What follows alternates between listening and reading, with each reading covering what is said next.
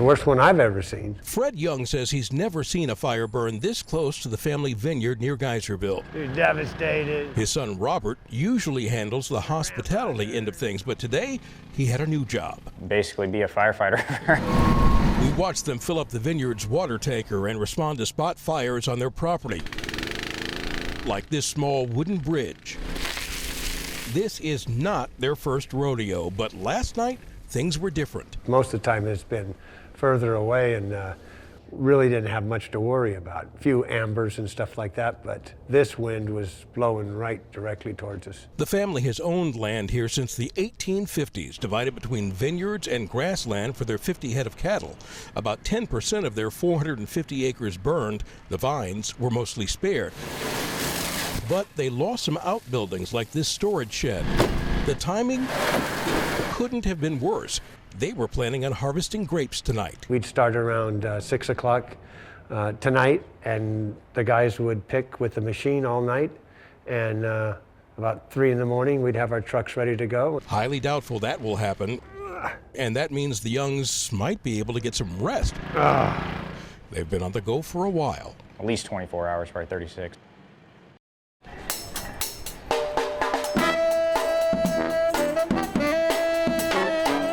It was a party outside. The ones in charge of getting everyone hyped up, Bay Blue Notes, the Warriors' new music ensemble. Can we get a pre-halftime situation going on?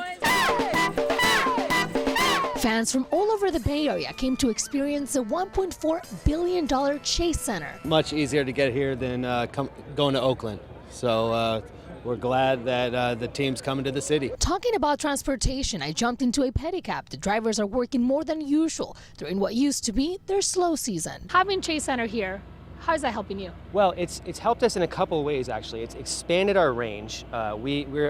Chase is farther south than where the Giants play.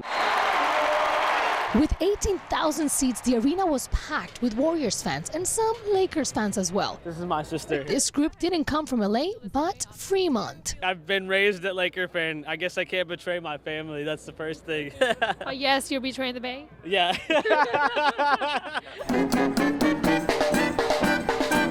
So now that we're inside, let's search for the biggest Warriors fan. So what is that one thing that if you are titled the biggest Warriors fan, you need to have hands down? You got to be dressed to the nines in Warriors gear, all the way, swag level 100, as the kids say. Absolutely. No, I am. I'm the biggest Warrior fan. You just have on more stuff. You just have on more stuff than I do. But look at my hat. I look good, but you do look good. But Is there a fight going on? Hold on. I'm the biggest fan. Hold on. Who's the oldest? So I'm the oldest and biggest fan, yes. Jerome 3D, Warriors' biggest fan, baby. 42 years plus. It got me walking here. I can't walk too fast. Retired Army Sergeant Major Vincent Salcedo has been waiting to make this walk since 1953. That's Dave. That's when his friend, San Francisco native David Ferrari, and 2 other men went down when their squad was attacked during a reconnaissance patrol. We were hit with a artillery barrage. It was chaos. Vince ran out under fire and pulled 2 of the wounded men to safety. But when he went out a 3rd time to get David, as I turned him over, he was hit pretty good. David was killed in action. Sharing the fear and adrenaline rush of combat had turned the 2 into brothers. Vince took his death hard and vowed he would never go through those emotions again. Nobody got close to me. You know, you had a job to do. Vince promised that after the war, he would track down David's family and tell them what happened. But at first, he couldn't find them. Then marriage, 6 kids, and a 30-year career as a Philadelphia cop took priority. However, nightmares about what had happened never went away.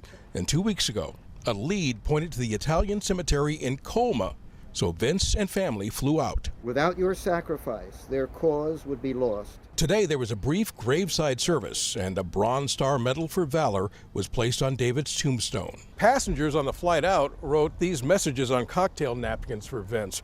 One of them reads, "Heard you're going to pay your respects to a fallen soldier friend after 65 years. I had tears in my eyes." Vince, who just turned 87, held back his tears today, but he says a weight has been lifted off his shoulders. It feels as though I can just move on with my life, and hopefully these nightmares will leave me. Vince and Dave's last mission together accomplished. In Colma, Eric Thomas, ABC 7 News.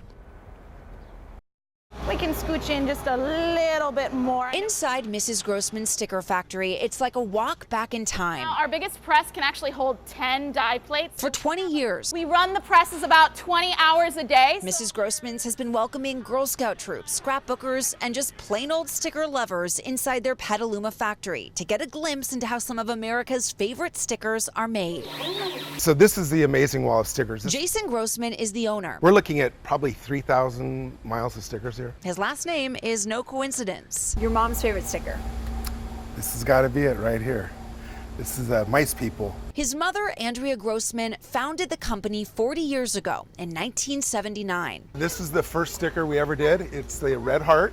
That's our company logo. That signature heart still sold today. People still buy it? Still buy it. For the Grossman family, sticker making is an art. The biggest thing was, does that sticker have a feel to it? Does it have a spirit to it? As we walked through the factory, we saw the machinery that makes it all happen. This is one of the printing presses. It can basically print any color in the world. And this is the original tool. They still use it to this day. Mostly wine labels are made here now. Most of the sticker production is moving to a factory near Sacramento, which is part of the reason the tours and their retail store must come to an end. They basically don't want people coming in and seeing how wine labels are made. And also insurance reasons. For so many, it's a big loss. Very sad. Very sad. It's just a really great local business that has opened its doors to the community. For whatever it is, there's just something about stickers. I'm going to miss the visitors. I'm going to miss the enthusiasm. I'm going to miss personally meeting people and hearing their stories. In Petaluma. Yeah, I'm going to miss that a lot. Liz Kreutz, ABC 7 News.